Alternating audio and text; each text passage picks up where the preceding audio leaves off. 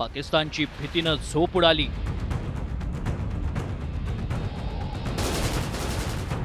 पाकला जन्मभराची अद्दल घडणार। भारत पाकिस्तान युद्ध अटळ।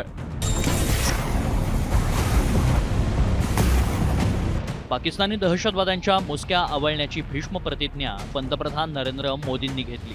त्यानंतर मोदींनी तिन्ही दलाच्या प्रमुखांची बैठक घेऊन कारवाईसाठी त्यांना सर्व अधिकार दिले।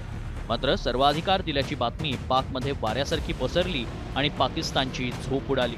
पंतप्रधानांच्या सर्वाधिकार देण्याच्या निर्णयानंतर पाकिस्तानच्या मंत्र्यानं मध्यरात्री 2 वाजता पत्रकार परिषद घेतली। यावेळी पाकचे माहिती प्रसारण मंत्री अताउल्ला तरारनं पत्रकार परिषद घेऊन भारताच्या कारवाईबाबत भीती व्यक्त केली। पाकिस्तान के पास मुस्तनद इंटेलिजेंस इतलात हैं कि अगले 24 से 36 घंटों में पहलगाम वाक़े से जुड़े बेबुनियाद और खुद साख्ता इल्जामात को बुनियाद बनाकर भारत पाकिस्तान के खिलाफ फौजी कार्रवाई करने का इरादा रखता है। दरम्यान पहलगाम हल्ल्यात आमचा कोणताही हात नाही, याबाबत निष्पक्ष चौकशी करा अशी विनंती शहाबाज शरीफांनी संयुक्त राष्ट्रांच्या महासचिवांना फोनवरून केली आहे। मात्र पहलगाम हल्ल्याच्या तपासातून पाकड्यांचे नापाक मनसुबे समोर आले, त्यामुळे भारत पाकिस्तानला अद्दल घडवण्याच्या तयारीत आहे। त्याच पार्श्वभूमीवर पंतप्रधानांनी तीनही दलांना सर्वाधिकार दिले। सैन्याला पूर्ण मुभा दिली आहे, म्हणजे फ्री हँड दिला आहे।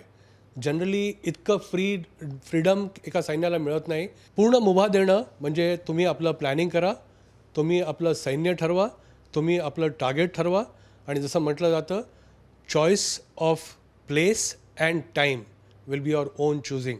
आणि ह्या वेळा जी कारवाई होईल ती इतकी जबरदस्त होईल की पाकिस्तान पुढच्या कितीतरी पिढ्यांपर्यंत ह्याचं लक्षात ठेवेल। पंतप्रधानांनी सैन्याला सर्वाधिकार दिल्यानं हा केवळ पाकिस्तानसाठीच नव्हे तर चीनलाही दिलेला इशारा आहे। त्यामुळे भारत पाकिस्तानच्या मुळावर शेवटचा घाव घालणार हे निश्चित।